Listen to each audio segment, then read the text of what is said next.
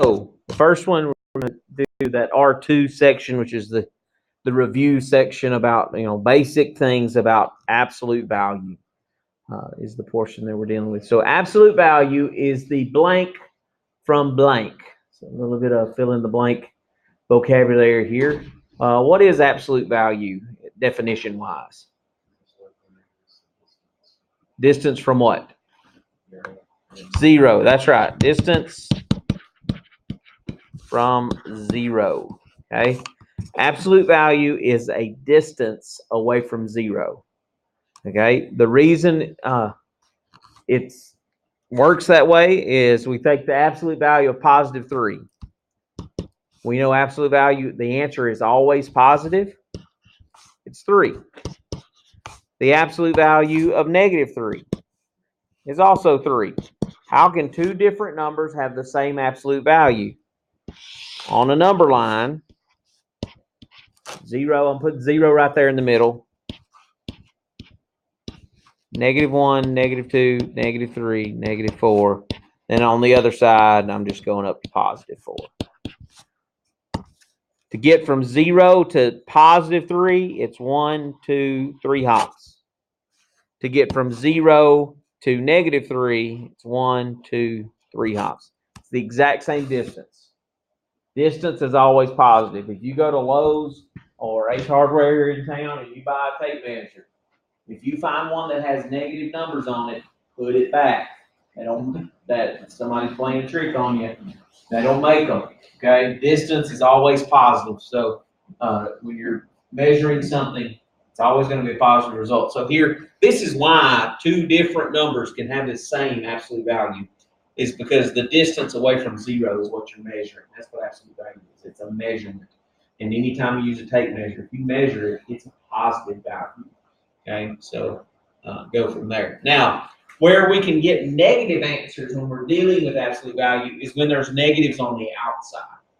And that's like order of operations kind of stuff. Order of operations with absolute values are at the same level as parentheses.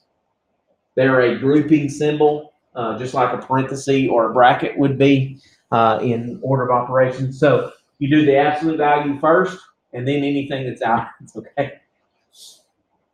And then anything that's on the outside happens next. So here we have a 5 that's in absolute value. So we take the absolute value of 5 and then multiply it by negative 1, technically, since there's a negative in front.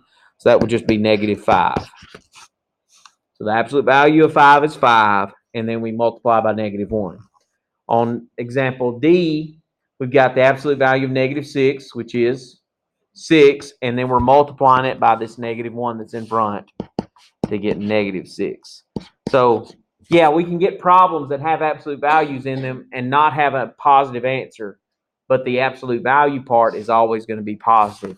Go back to another, basic thing that we've done before is an evaluating an expression. That this one, these happen to have absolute value symbols in them. So if we're going to evaluate an expression, that means work it out, get the answer for the thing, okay? So it tells us to evaluate, and it tells us that x is negative 6 and y is 10. What does that mean I do with those? Put them in for x and y. So 2x means 2 times x. 3y means 3 times y. And all that stuff for this problem was in the absolute value marks. Okay? So we're going to do all that work on the inside, just like you would with the order of operations if that were parentheses instead of an absolute value mark. So multiply 2 times negative 6 and get negative 12. Negative 3 and 10 would be negative 30. So we have negative 12 minus 30, which would be negative 42, right? And then we take the absolute value of that answer, which is just 42, positive 42. It's a distance. Negative 42 is 42 steps away from 0. That's what that tells us. So again, absolute value marks, same level on order of operations as parentheses would be. So they're the tip top. That's what you do. Do anything on the inside of that first, and then do the other stuff. Okay. Example F, same idea. it's got multiple absolute value marks in it. We're still going to plug in the same values for x and y and work this one out. So we're going to plug those in. 2 absolute value of -6 minus absolute value of 3 times 10 over absolute value of -6 times 10. So I'm just taking those values and working inside out. So, or order of operations, parentheses, exponents, multiplication, division, addition, subtraction, left to right. Okay. So we got parentheses, absolute value marks, same thing. So we go inside of there. Okay, here's an absolute value. It's absolute value -6, which we know the answer is 6, and we're multiplying that by 2 to get 12, right? And then on the other ones, inside of the absolute value here with the 3 and the 10, it's 30. The absolute value of 30 is 30. So we have 12 minus 30 on the top. On the bottom, we have -6 times 10, -60, and then the absolute value of that is going to be +60. Okay. And then this is a division problem, but it's got some subtraction up top, so we want to do that first because it's kind of like do that, the top part and then do the bottom part and then simplify. So 12 minus 30 would be -18 over 60, and then we reduce that. 18 and 60 are both divisible by what? 2. What else? 6 goes into 60 10 times, and 6 goes into 18 3 times. So I'm going to use 6. So -3 over 10. That's what that reduces to be. So absolute value, the distance away from 0, answers of things that are inside of absolute value should always be positive. Evaluating order of operations wise, absolute value comes first. It's just like parentheses. Okay, so being able to do that is the basics of absolute value. Believe it or not, that's all of the first section. How many examples did we do there? 1, 2, 3, 4, 5, 6. 13 more examples. We're done. Promise. Section 1.8. So we're jumping over to chapter 1, section 8, and doing the absolute value equations and inequalities. Okay, so the whole basis of solving absolute value equations has to stem on that definition that absolute value is the what? Distance from 0. Okay, so because of that, it creates extra work for us when an absolute value has a variable inside in an equation. Because what numbers are 6 away from 0? 6 is 6 away from 0, but -6 is also 6 away from 0, right? So that says what numbers have a distance away from 0 of 6? Well, there's 2 of them. There's x equals 6 and x equals -6. Well, we're lucky there's nothing else to do in that problem. You're done because x is by itself on both of them. A little bit different when you get to example B when there's something else on the inside of the absolute value. But the premise is still the same. The idea is we're looking for what things look like this and are 6 away from 0. Well, look like this would be x plus 3, right? And what numbers are 6 away from 0? +6 and -6. So we set up 2 equations to work. Okay, we're going to set up x plus 3 is equal to +6. X plus 3 is equal to -6. This one is different than example A because x is not by itself. So we just got to get x by itself. That's the only thing we have to do for that problem to get 2 answers. We're going to get 2 different answers for that. Okay, so set up x plus 3 is equal to +6. X plus 3 equals -6, and then solve both of them separately. So subtract 3. X is going to be +3. And then if I go to the other one and subtract 3, x is going to be -9. If we go back to the original and plug in either of these, plug in +3. 3 plus 3 is 6. What's the absolute value of 6? That's 6 over there. That works. I'll plug in -9. -9 plus 3, -6. What's the absolute value of -6? 6. Both of these are solutions to that absolute value equation. We're going to get two answers for most all of these. They're going to be two different answers for all of these. 6 and -6 are two different answers, right? 6 is not -6. They're not the same. Having $6 in your banking account and owing someone $6 are not the same things, right? So these are two different numbers. They look similar, but they're not the same number. Same thing here. These are more obviously not the same number, right? So we're going to set up two equations when we're doing absolute value equations, all right? Let's look at example C. Same idea. We got an absolute value. It says that it's 10 units away from 0. So that means it looks like a 2x minus 7, but it's 10 units away from 0. So that could be 2x minus 7 landing at +10. It could be 2x minus 7 landing at what? -10. So the absolute value is by itself over there. It's equal to a number. So we set it equal to the positive and then equal to the negative, and then just solve the things. Okay. So this one you would add 7. 2x is equal to 17. Divide by 2, and we get this nice fraction, 17 over 2. Yeehaw.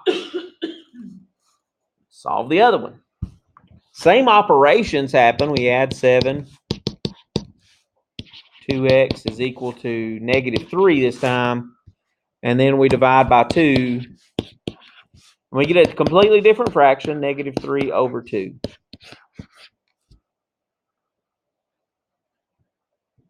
Both answers to that absolute value equation that we started with. Okay. Those are answers to the absolute value equation. Okay. Key things are absolute value has to be by itself. It has been so far. We're going to build up to make it a little bit more complicated out of this. But absolute value has to be by itself. It's got to be equal to a positive number because absolute value is distance from 0, and distance is always positive. Okay? If it's not equal to a positive number, then we need to make sure that we did everything correctly. And if we did, can distance ever be negative? No. So that's one of those things where we might have a no solution situation. We might see that as we do examples here. So we're going to kind of start building up to tougher problems as we go here. But the basic idea is make sure your absolute value is by itself. It's equal to a number. Set up two equations. That's the basics of solving these things, okay? So let's set up, let's look at example D. Not much more difficult, just a little different. 6 minus 4x.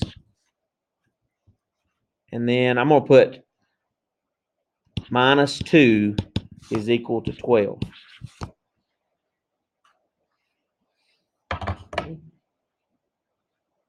Now, again, first thing you want to try to do is get the absolute value part by itself.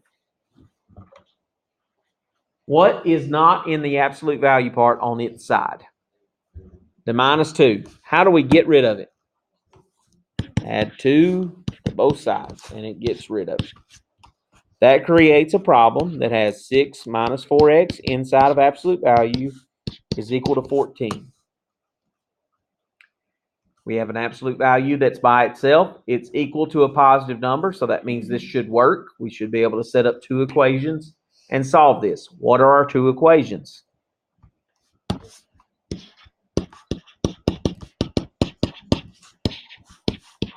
Good job, guys. -14 on the other. Two equations. Solve them separately. Subtract 6. Negative 4x is equal to positive 8. And then divide by negative 4. And x could be negative 2. Work the other problem. Same steps.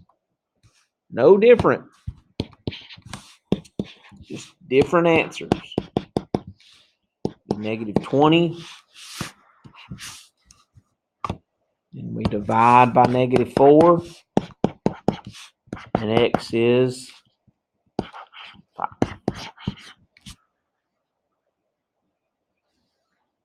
Negative 2 and positive 5. If we went back to our original problem and plugged each of those in individually, they would check in that problem. That's how you know you got it right. It's an equation. It has to work that way. If you get an answer, plug it back in. If it doesn't work, something went wrong. That's how you know. It's an equation. So you're definitely able to do that. All right. Example E. Like this one, let's say we had negative 6 plus absolute value of 2x plus 8 is equal to 16. So again, not much more complicated, just a little bit.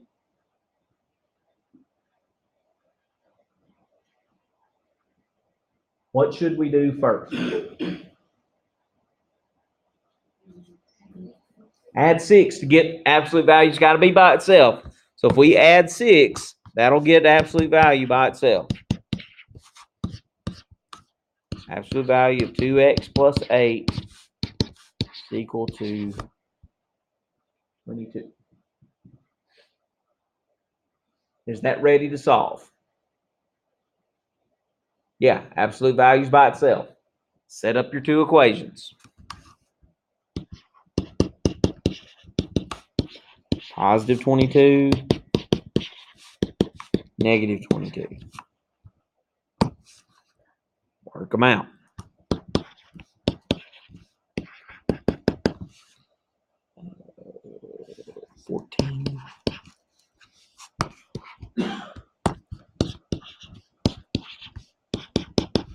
Worked out to be 7 on this one.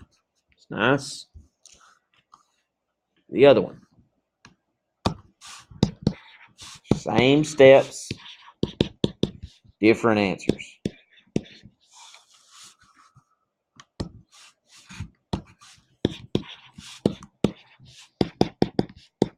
Negative 15.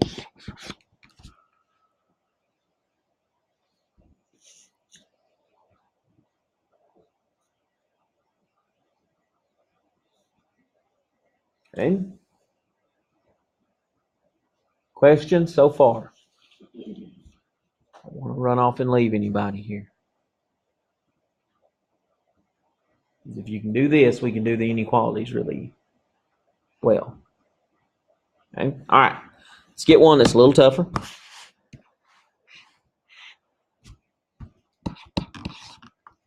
Let's say we had 2 absolute value of x minus 5 plus 12 is equal to 21.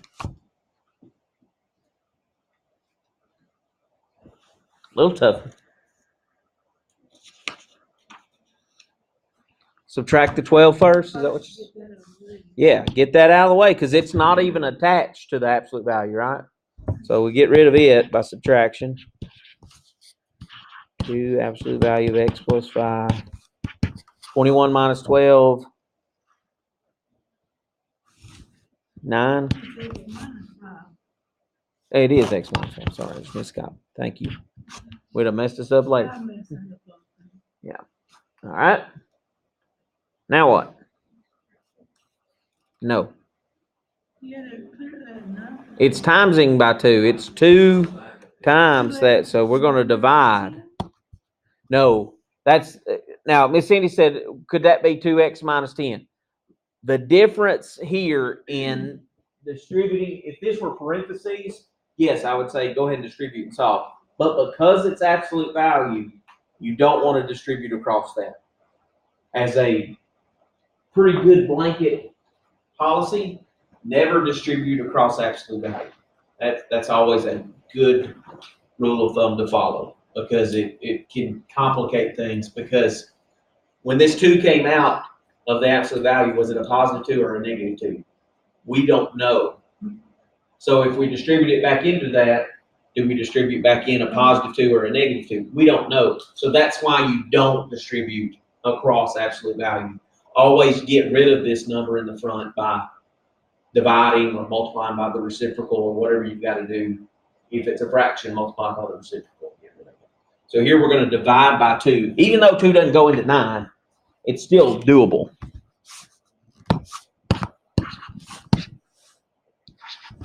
All right, so 4.5. I'm going to leave it as the improper fraction, 9/2. Absolute value, it's equal to a fraction, but is that a positive fraction? So that means this is doable. So we set up our 2 equations. X minus 5 equals 9/2. X minus 5 equals negative 9/2. Solve them. One step on each. 5 is 10/2. So that'd be 19/2. Add 5 over here. Be 1/2. So that's 10/2 plus negative 9/2. You get 2 solutions out of that.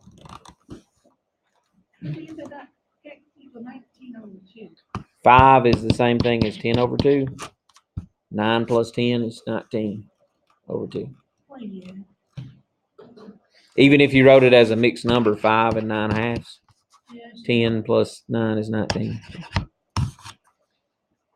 Idea. All right, easy enough. Y'all handled that well. Good job. Say we had absolute value of x plus 17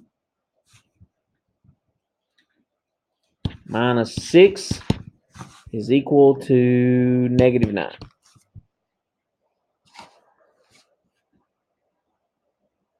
Absolute value by itself? Not yet. So we're going to add 6 because they're subtracting it already. So the opposite of that would be adding. We get negative 3. Uh-oh. Why is that an uh-oh? Distance is never negative, right? So absolute value cannot be equal to a negative. You don't even have to work this. It's no solution. Because absolute value can never be negative. Never be equal to a negative number. Okay? So absolute value must always be 0 or bigger. It can be equal to 0. It means the answer is right on 0. The distance away from it is 0. But it can never be negative. So anytime you get the absolute value by itself and it's equal to a negative number, it's no solution. Don't jump the gun. Example H is one of those don't jump the gun problems. Because there's a lot of places with some things going on. Right now, it's equal to a positive. So I think, oh, there's an answer to this one. But absolute value is not by itself. You can't decide until the absolute value is by itself whether you need to work it. So you've got to do a little work first to decide that stuff. So what would be the first step to this problem? Yeah, take the 10 off.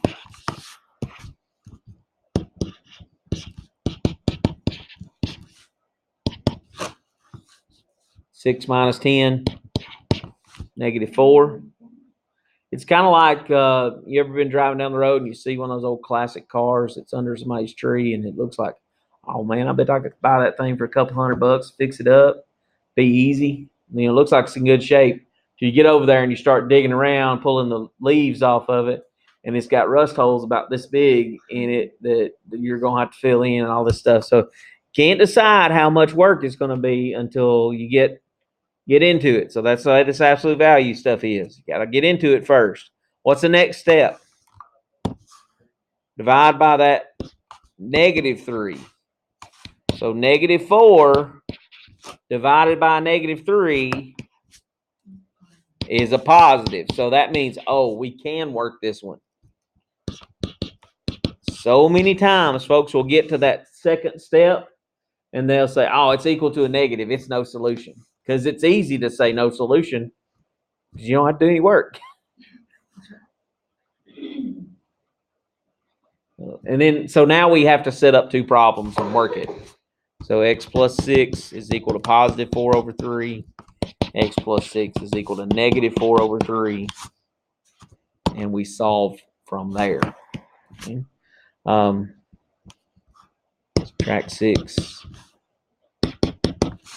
Be negative 18 over 3. So if you think about 6 as something over 3, be 18 over 3. 4 minus 18 is negative 14. And you can use a calculator to do that math. I'm not saying you got to do it by hand. Again, that'd be negative 22 over 3 that time.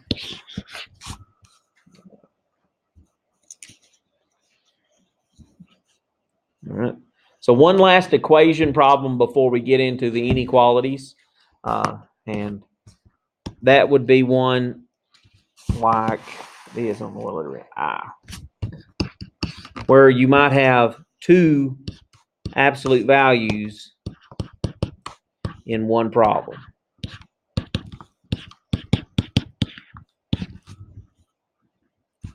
This seems like just the craziest looking thing in the world.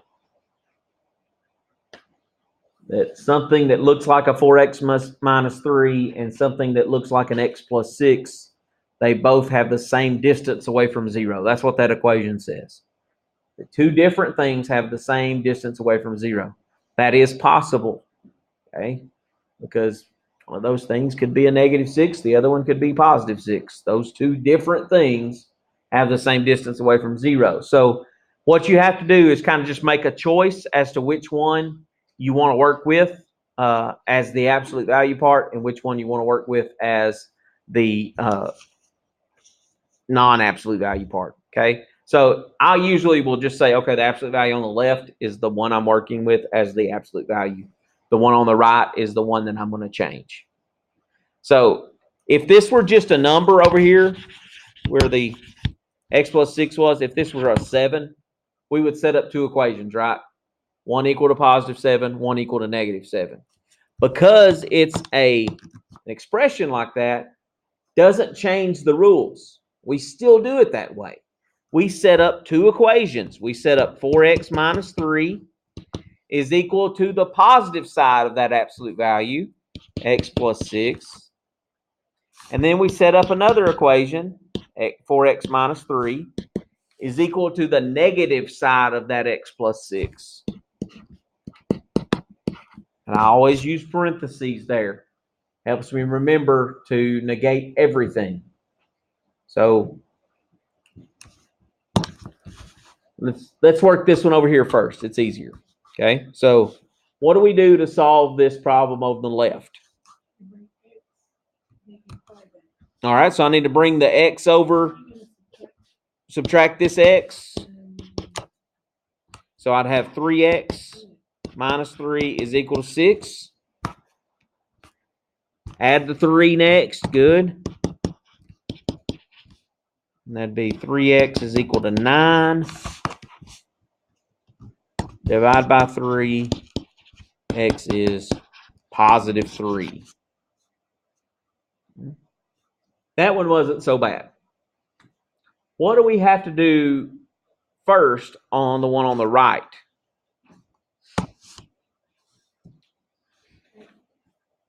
Say that again. The parentheses, absolutely. So what should happen with this negative that's out in the front of the parentheses? It makes everything that's in there negative. So we need to work that, get that worked out. So that's going to give us -x minus 6 4x minus 3, still there. And now this problem is similar to this one. We just get x's together and then other numbers together as well. So what would be our first step for doing that one in blue there? Add that x to this x. There's our 5x minus 3 is equal to negative 6. I would add 3. 5x is equal to negative 3. And then last step would be divide by 5. Get a fraction, negative 3/5. Those are the solutions to that double absolute value equation. So usually I would pick the one on the left. It would have gotten us the same answers if we'd have done it the other way. Okay. All right. Now, let's look at inequalities. And with inequalities and absolute value, we have a kind of a set of rules that we go by. And the way that I teach my kids in my high school classes to remember this seems to stick with them. So I've stuck with it in college algebra and 110 and 100 is the land of Gore.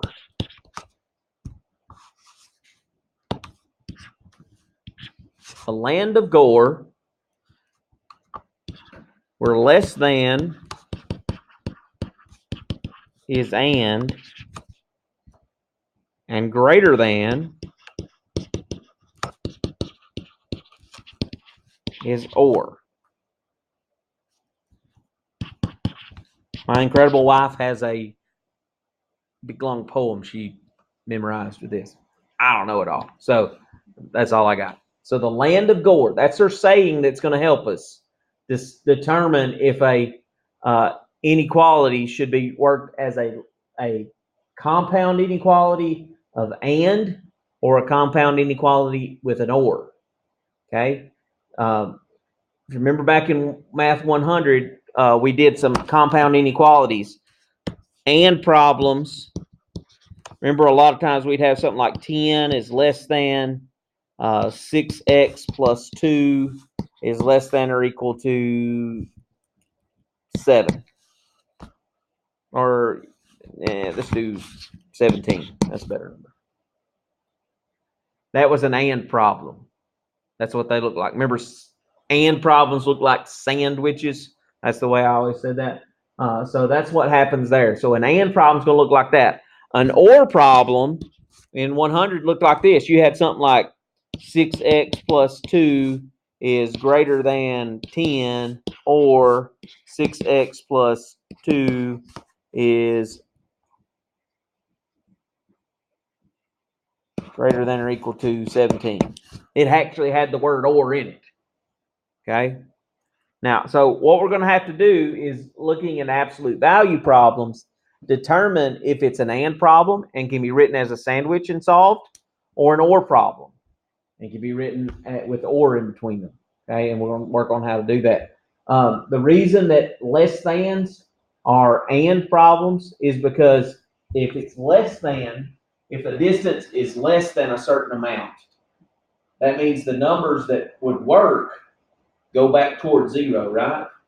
And the answers, remember, to an and problem were always in the middle. Remember that from 100? And then or problems, greater thans are ors because or problems go out. So if the distance is further away from 0, it's going to go out away from 0, right? So that's why greater thans turn into or problems. Less thans turn into ands because less than means it's getting closer to 0. So that would go into the middle. Ors, greater thans, are going away because the absolute value is getting bigger. So it's going out away from 0. So that's why that's happening. Let's look at some examples and see if we can determine what's going on, and let's learn how to do them. They're really easy. I think the and problems are easier than the equations, in my opinion. Let's look at, I don't know what letter we're on here. J. Example J. 3x minus 8 in absolute value is less than or equal to 10. Okay? When you're trying to determine and or nor, land of Gore, you want your absolute value on the left. Okay? Most of the time, they're going to be given to you on the left. Say most of the time. Sometimes they might spin it around. We'll look at one of those before we leave tonight, where we've got to fix it before we start. Okay? So here we have absolute value on the left. We have, what symbol is this? Less than. It's less than. Trick for remembering that. Make an L with your left hand. That looks like a less than. Less than starts with L. That helps people that sometimes get those mixed up and psych themselves out and think, okay, oh, I thought that was less than. No, it's greater than, and that sort of thing. So the way you can remember it is if you do that, left hand is an L, that's less than. So if it looks like that, it's less than. All right? If it looks the other way, it's got to be greater than because it ain't less than. So that's a less than symbol. Less thans are what? Ands. Land of Gore. Less than is and, greater than is or. So this is a less than problem. So it's an and problem. So what we're going to do is we're going to set up a sandwich. Okay? The way you're going to set that sandwich up is you're going to take the absolute value marks off of it, and you're just going to put 3x minus 8 in the middle of the sandwich. We're going to put the less than or equal to 10 on the right-hand side. On the left-hand side, we're going to put another less than or equal to symbol, and we're going to put a negative 10. Because the distance from 0 of 10 could be at positive 10, it could be at negative 10. Both of those have a distance away from 0 of 10, right? Okay? Always and problems, what you'll see as we do a bunch of these, and problems always have double less thans. Always. Always. Okay? If the equal to mark comes from the original problem. If it has the equal to mark, both of these will have the equal to mark. If it doesn't have the equal to mark, they won't have the equal to mark. So it all goes back to the original. If it's less than or equal to here, both of these will be less than or equal to on the and problems. Okay? When you write them like a sandwich. Like that. All right. The next thing to do is get x by itself in the middle. That's all we have to do. How do we move that 8? Add 8 everywhere that you can. So that's negative 2, less than or equal to 3x, less than or equal to 18.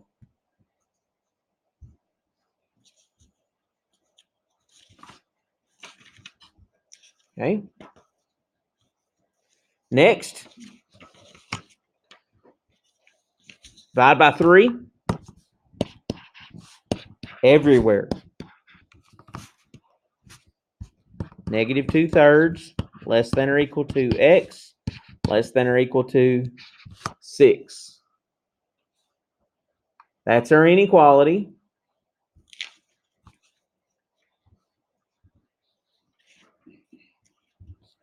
That's our answer. Let's put it on a number line. That's the curviest number line.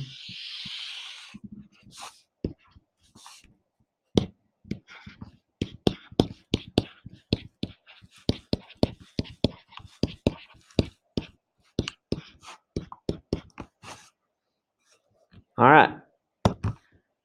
6 is right there. It's got an equal to mark, so I'm going to put a bracket right there.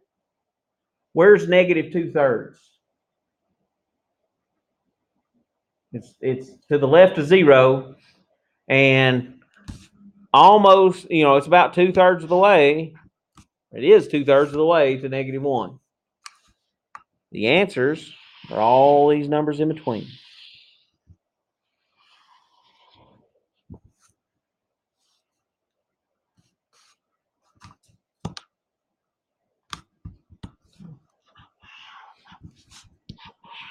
Different colors.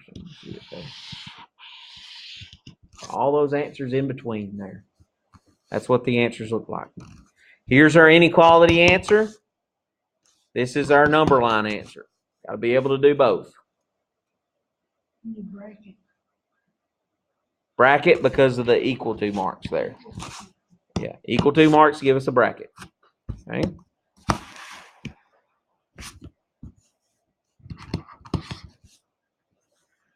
Say we had absolute value of 2x minus 5 is less than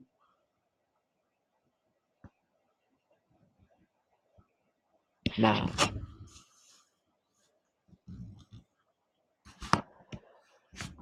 And or. And. It's less than, right? Less than is and, greater than is or. Land of Gore. Set it up. 2x minus 5 in the middle. Double less thans. Put the negative on the left.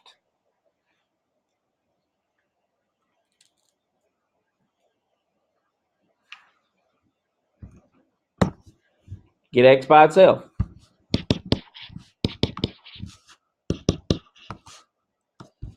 Negative 4 is less than 2x. Is less than 14. Divide by 2. Negative 2 is less than x is less than 7. There's our inequality. Put it on a number line.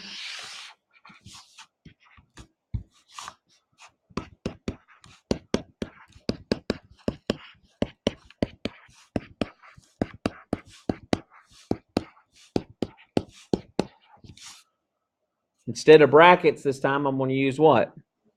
Parentheses, because it's not doesn't have the equal to mark. So I'm using parentheses. Answers are in the middle because it's an and problem.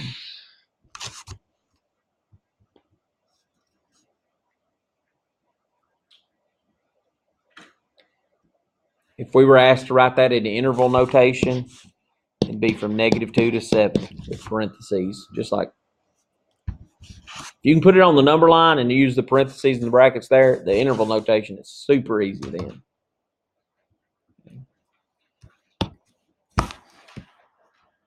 Let's take that same problem, absolute value of 2x minus 5, and to just make it greater than 9.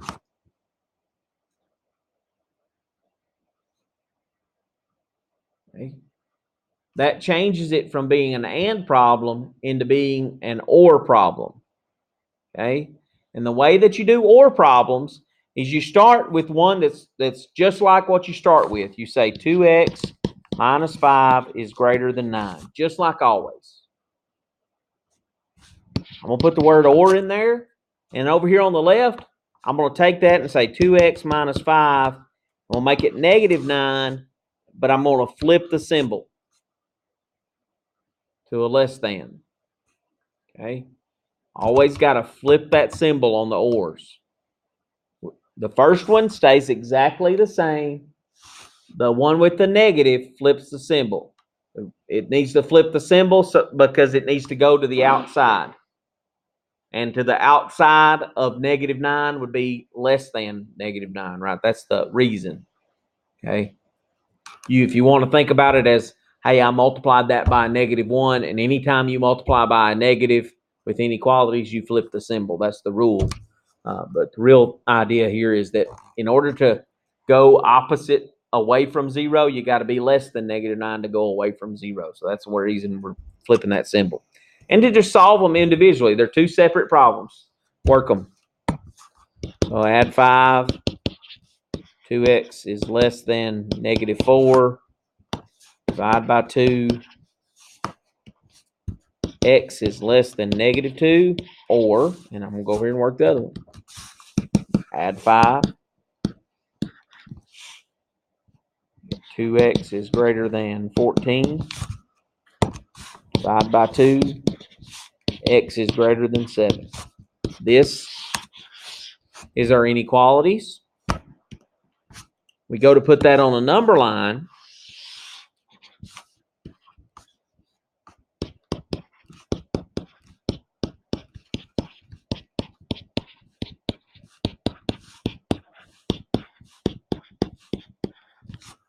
I'm going to put a parenthesis.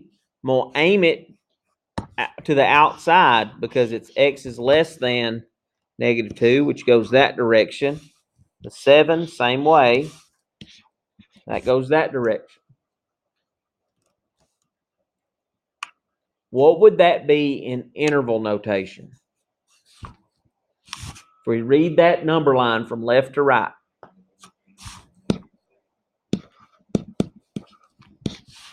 Parenthesis or bracket?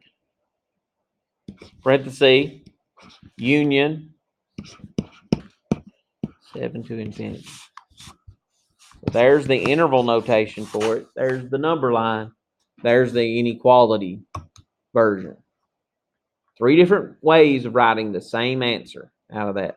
Or problems, just 2 separate problems. Flip the symbol, make it negative. That's what you got to do out of that. It's really not much more complicated. Let's do one more.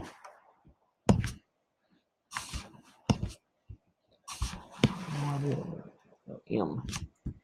All right, let's say we had absolute value of 2x or 2 minus 5x.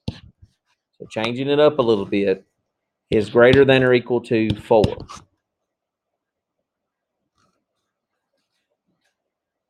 And or. So we're setting up 2 minus 5x is greater than or equal to 4. And then I always put that one on the right because I know it's going to come up with a bigger answer. It's going to be the one that goes toward the right, or I think it is anyway. And then the one on the left will be 2 minus 5x less than or equal to -4. Flip it, change the sign. Then solve them.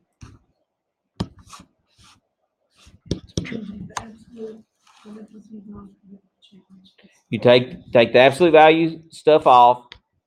This one on that side is exactly the same as what we started with. It's the other one that you flip and change the sign. So subtracting 2, get -5x. It's less than or equal to -6. I divided by -5. Anytime I divide by a negative or multiply by a negative in an inequality, it flips the symbol. So you got to be careful of that. So I got x is greater than or equal to 6/5. So work the other one.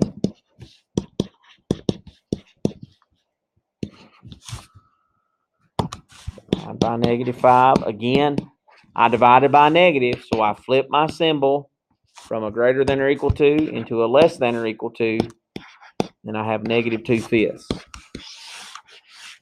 So 2/5.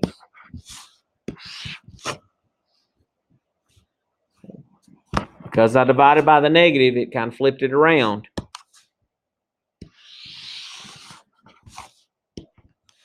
But I'm still just going to put that on the number line. If I want to think, kind of just estimate where those are at. I know zeros here in the middle. 1, 2. There's -1, -2. 6/5. A little bit more than 1, right? Between 1 and 2, it's a little bit more than 1. I know it's going to be about right there, maybe. It's a little much, probably. Probably about right there. And it's going to be a bracket going that direction. -2/5. A little further. It's on the negative side. It's going to be a bracket going this direction. Interval notation. -infinity up to -2/5. I'm going to use a bracket. Union. Bracket. 6/5. Positive infinity. Again, 3 different ways of representing the exact same answer. It doesn't get much more complicated than that at all with this. Solving absolute value equations, set up 2 of them. One's positive, one's negative. Inequalities, it's the same idea. You just got to decide and an or. If it's a less than, it's going to be a and. If it's a greater than, it's going to be or. That's That's it. It really is. Okay. So R2, toward the end of that section in your textbook, if you want to look at some problems there, it's just evaluating some absolute values. Nothing really major there. 1.8, 1 through 66 there in that section, just some solving absolute value equations and inequalities. Things that you should expect this week. At the quiz or Canvas quiz for these two sections will be up. Also, I will send you a review for the first exam, which will be next Monday. We will come in next Monday. There is actually only one lab before the test. Next week, they just combine all the absolute value stuff together in one lab. So there's one lab next week, and then the exam. So you'll get you got the Canvas quiz, you get the review for the test, and next week we'll come in, do one lab, answer some questions, take our test, and be out of here. So next week is the first exam. I can't remember. I'll have to look and see. I really don't know.